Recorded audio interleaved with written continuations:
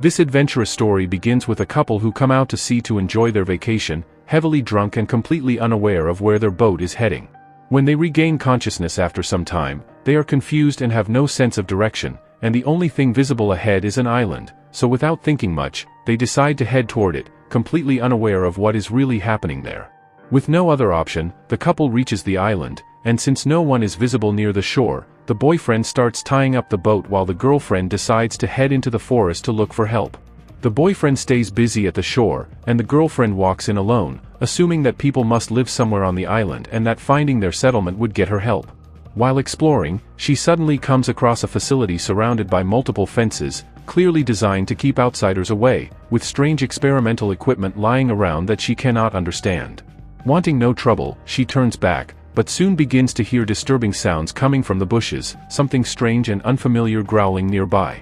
Thinking it might be a wild animal, she panics and starts running back toward her boyfriend, but the growling grows louder and more intense from multiple directions. Terrified, she screams for her boyfriend, but she is too deep inside the forest for her voice to reach the shore. Suddenly, a large and unknown creature attacks her, grabbing her leg and violently dragging her away. She is helpless as it pulls her at incredible speed, leaving her body badly injured, making it clear that the creature has sharp, vicious teeth. When her screams finally reach the boyfriend, he rushes into the forest after her, but what ultimately happens to the two of them remains completely unknown. The story then shifts to a group of friends heading to an island to enjoy their vacation, traveling in a private plane that includes two brothers named Matt and John, along with their friends Nova, Sarah, and Neen, who is actually Matt's girlfriend. Realizing they have plenty of extra time, they decide to turn it into a full week-long trip and head toward an island where Matt and John's uncle used to live. After hours of travel, they finally arrive, only to realize in shock that it is the very same island shown at the beginning of the story, making it clear that they are about to face serious danger. The surroundings feel completely abandoned, though Matt and John explain that many people once lived there before gradually moving to the cities, and their uncle's house is still standing, so they decide to stay there. After settling in, the two brothers head to the garage, where they find various supplies along with their uncle's car, which turns out to be in good condition and drivable after minor repairs, making them happy despite missing their uncle. Since there is no electricity on the island, they try to start a generator, while inside the house Nova and Sarah prepare welcome drinks for everyone, only to realize that the grinder will not work without power, leaving them unable to make anything if the situation continues. Matt and John keep trying and eventually manage to turn the generator on, and as soon as the electricity comes back, the grinder starts working and Sarah begins making several things, but the excitement does not last long because the power goes out again, and even Nova cannot understand why this keeps happening.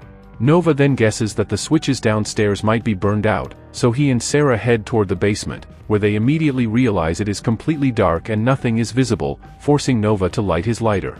As they slowly explore the area and move toward the switches, Nova suddenly notices old wine bottles placed on a side shelf, looking extremely aged, and since older wine is considered more premium, both Nova and Sarah get excited, thinking they can use them later if they run out of drinks. They soon find the switch, which is completely burned out, and after replacing it, the electricity returns and they head back upstairs. After breakfast, everyone sits outside relaxing and having fun, while Matt's brother John practices his aim because he enjoys shooting, even though he is not very accurate. As everyone is chilling, a small dog suddenly shows up, and Sarah, Neen, and the others pick it up, feed it, and find it very cute, eventually deciding to keep it with them. As evening slowly sets in, they move inside the house and start drinking heavily, but after some time all the drinks they brought run out, and that is when Nova remembers the wine bottles in the basement. Without telling anyone, he goes downstairs and comes back with a bottle, showing off and claiming it is very premium wine that should be enjoyed slowly, but neither Nova nor the others realize the dark secrets hidden inside it. The strangest part is that when they are about to drink it, the small dog stares intensely at the bottle, starts growling, and then suddenly runs away into the forest, its behavior clearly suggesting that something is wrong with the wine. Despite this warning, the others drink it without a second thought, and they will soon face the consequences. Sarah, who had grown very attached to the small dog, goes outside to look for it, and John follows to help her. The frightened dog is hiding in the bushes, but as Sarah moves forward to pick it up, a large and vicious dog suddenly leaps out and attacks her, knocking her to the ground, while the impact also sends John falling backward. The savage dog bites Sarah's leg and starts dragging her away, but John manages to rush in and scare it off. The small dog disappears deeper into the bushes, and Sarah is left badly injured, so they bring her back inside the house and give her first aid. A discussion then begins between Matt and John about how dog bites can cause rabies, and they suggest returning to the city immediately so Sarah can receive proper treatment, but Sarah refuses because she does not want to ruin everyone else's vacation because of her. Despite repeated discussions, they ultimately decide to leave after some time, clearly taking the risk of rabies far too lightly. Sarah has an injury on her leg, but she appears mostly fine, and once it is confirmed that they are staying, everyone goes to sleep. From this point on, a deadly game begins in which only their brutal deaths await them. Later that night, John is seen walking around the room when he notices Sarah staring strangely in another direction, her behavior clearly off, prompting him to approach her. When John calls out to her, Sarah looks at him in a very unsettling way and walks toward him, suddenly kissing him without any hesitation. John enjoys it for a moment, but then Sarah starts biting him, and when the pain hits, John pushes her away and snaps her out of it, completely confused about what is happening to her. Sarah starts speaking oddly and walks away, leaving John unable to understand what just happened. The next morning, Sarah continues to behave strangely, eating food like an animal and even stealing Nova's pancake, aggressively snatching it and devouring it, while the rest of the friends are present, trying to enjoy themselves. John then decides to go practice shooting, but this time he plans to hunt an animal instead, calling his brother Matt, who agrees, and seeing this, Nova also decides to join them, meaning the three boys head into the forest to hunt. Neen says she will stay back with Sarah until they return. Full of excitement, the three boys venture deep into the forest, expecting to find different kinds of animals, but even after wandering around for several minutes, they do not see a single animal, which feels extremely strange since not even birds or small insects are visible, something that would normally be impossible in a forest. Nova soon starts getting bored and steps aside to check his camera, believing photography is just as important as having fun, but while cleaning it, he suddenly hears a sound. As he looks around, he sees several dogs approaching him, looking extremely unnatural, and when they begin surrounding him one by one, Nova panics and starts running, terrified and stumbling until he somehow reaches his friends. John and Matt ask why he is running like that, and Nova tells them that wild dogs were chasing him, though Matt and John struggle to believe it. However, the moment they turn back, they are completely shocked to see the same boyfriend from the beginning of the story standing there, his body covered in wounds and his life almost slipping away, before multiple wild dogs suddenly leap on him and tear him apart. Horrified, the three boys panic and run, knowing they cannot fight the wild dogs and that the injured man was doomed anyway, so their priority becomes getting back to their two female friends as quickly as possible to save them. But they soon realize that some of the dogs are already chasing Sarah and Neen, who are desperately running non-stop toward the house to escape. Matt and John signal everyone to get inside the house and lock the doors, warning them that the dogs look extremely aggressive and could attack them. As everyone rushes toward the house, one of the dogs suddenly grabs Neen's leg, but fortunately it has not bitten her yet and is only holding on to her clothes. They all try to scare the dog away, but it seems completely fearless. John, who is standing a short distance away, pulls out his bow and arrow, confident in his aim, and tries to kill the dog to drive it off, but the arrow misses the dog and instead strikes Neen in the leg. Neen screams in pain, and thankfully her cries scare the dog away. They quickly carry the injured Neen inside the house, shut all the doors and windows, and use whatever medical supplies they have to treat her wound, though her pain does not ease. Everyone is now extremely tense, unable to understand what is happening on this island, since earlier there were no animals at all, and now these uncontrollable, savage dogs are attacking them. As questions fly around, John finally shares something his uncle once told him, explaining that years ago this island was home to an experimental center where dogs and other animals were brought in for genetic experiments, mostly animals that were disabled and could not survive in normal environments, with the goal of fixing their conditions and sending them back to the city. However, one rabid dog was accidentally brought into the facility, and it went mad, biting other animals and spreading the disease so rapidly that almost all the animals became infected, and even several scientists caught the disease and did not survive, forcing an immediate evacuation of the island. All the infected dogs were left behind because the scientists assumed they would not survive on the island for long, but years later, they are still alive, dangerously diseased, and somehow managing to survive without proper food or resources. Nova becomes furious at John for not telling them this earlier, insisting that if he had known, he would never have come to the island, but by now it is far too late because the mutated animals will not let them escape. As Nova shouts in panic, a dog suddenly crashes through a window and leaps straight at him, knocking him to the ground and staring at him as if ready to kill. Just as it is about to attack, John and Matt jump on the dog, holding it tightly to stop it from biting anyone, though it manages to bite John, forcing Matt to stab it with an iron rod, finally killing it. From that moment, the war between them and the mutated animals on the island truly begins, and John decides that their only chance is to reach their plane as soon as possible and escape, so when morning comes, everyone packs their belongings, preparing to flee. But as soon as they look outside toward their plane, they see two wild dogs on that side, constantly watching to make sure no one comes near it, making it clear that something on this island does not want them to leave and will not rest until they are dead. Realizing this, Nova and the others decide to wait until the dogs move away before stepping outside, but within minutes they discover that the rope securing their plane at the shore has been cut and the plane is drifting away in the water. If this continues, the plane will be lost and they will be trapped on the island forever. When no dogs are visible nearby, they gather their courage, pick up their supplies, and move forward, with John and the others grabbing small tools and equipment for protection. As soon as they reach the shore, they see the plane drifting farther away, and John immediately jumps into the water to swim after it. After swimming for a short time and getting closer, he is shocked to see that the two dogs he thought were gone are actually sitting on the plane's wings, clearly aware that the plane is their only way off the island. Seeing the dogs terrifies John, and moments later the dogs leap into the water and charge toward him. John starts swimming back as fast as he can, but it becomes obvious that the dogs are strong swimmers and faster than him, and with help from his friends, John barely makes it back to the shore. One of the dogs manages to climb out of the water and lunges at Nova, but Nova swings a baseball bat with full force, smashing the dog and knocking the mutated animal back into the water. This gives them a brief opening, and everyone sprints back toward the house. Even with weapons in hand, they know that if the entire pack attacks together, they will be badly injured, and getting infected by the mutated dogs would be even more dangerous. Several dogs chase them, but once they get inside the house and slam the door shut, the dogs cannot break in. They secure every door and window tightly to prevent anything from entering, knowing that as long as they stay inside, they are safe, but in such a terrifying situation, being surrounded by mutated animals, especially these rabid, uncontrollable dogs, the danger is far from over. But in this case, everyone is so terrified that they refuse to step outside the house.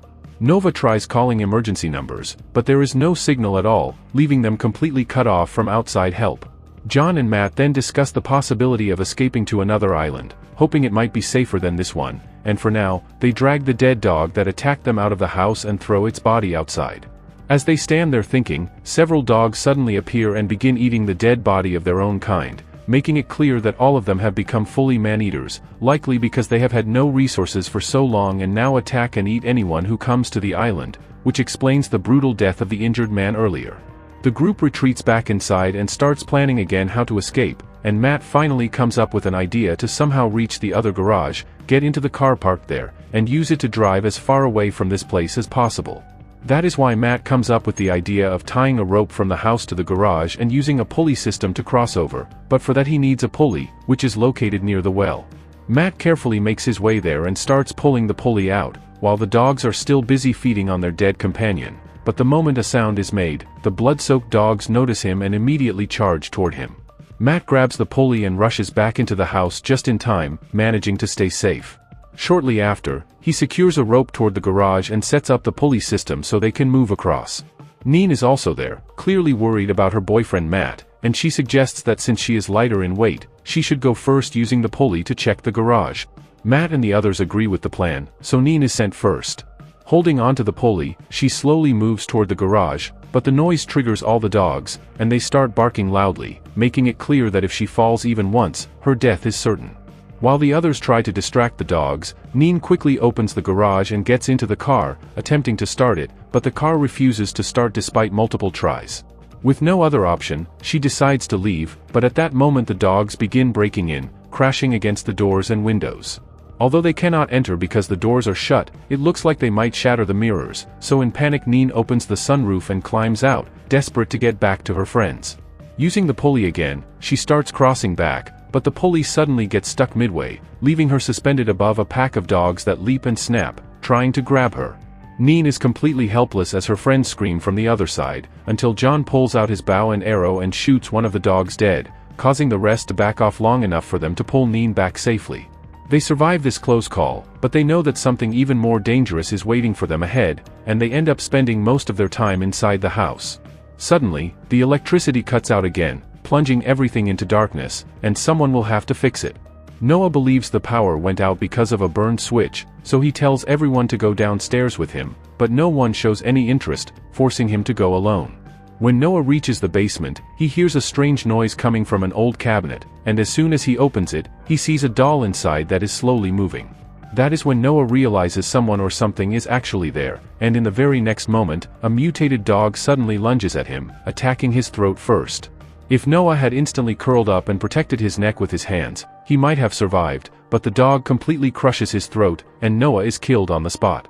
When Matt and John rush in after hearing the noise, they find that the dogs have already finished him off, and they immediately slam the basement door shut to keep the animals from getting inside.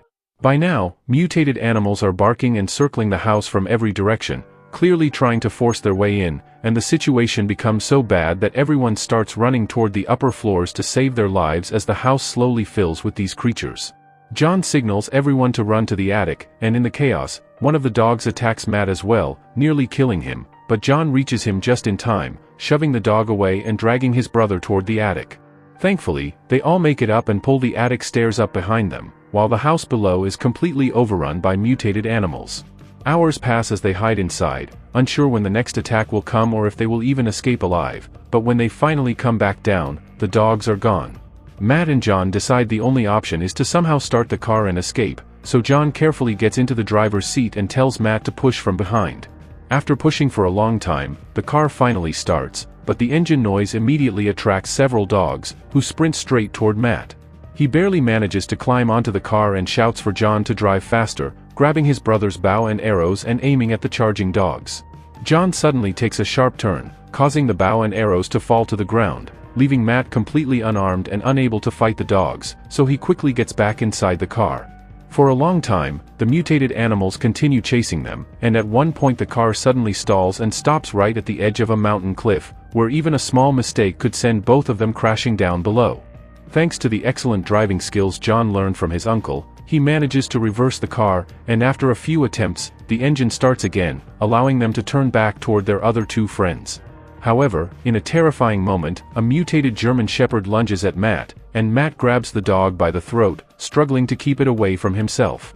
John reacts instantly by slamming the car straight into a pole, badly injuring the dog and knocking it down, effectively saving Matt's life. They rush back to the house and call out to their remaining companions, only to discover that Sarah has grown extremely sick and has completely lost hope of escaping, telling the others to leave without her. John keeps trying to convince her, but she looks terrified and keeps staring out the window, and when John asks what is wrong, Sarah suddenly screams at him to run as a mutated animal leaps through the window and attacks her. John jumps out through the window and runs back to the others, while the vicious dog continues mauling Sarah, seriously injuring her and going straight for her throat. Deep down, Sarah realizes she has already been infected with rabies, meaning that even if she kills the dog, she will not survive, so she grabs the animal and jumps out of the window with it. Tragically, there is a sharp wooden spike below, and both Sarah and the dog die after being impaled. Matt, John, and Neen are left in total shock after witnessing the death of their best friend, but with the pack of dogs gathering to devour them, survival is their only option. The three of them flee into the forest, where they come across the same facility where these dogs were once experimented on, and they quickly rush inside and begin looking around, initially believing that the animals had been brought there for a good purpose. The reports and samples reveal that the dogs were genetically altered in this facility, where scientists tried to turn them into intelligent war soldiers, but the experiment went out of control as the animals became smarter and turned on the scientists, killing them and taking over the island. Matt, John, and Neen reach the control room and attempt to restore power by reconnecting the generator, but a short circuit electrocutes John and attracts the dogs. Matt fights them off while Neen arrives with a car, saving both brothers and helping them reach a nearby boat.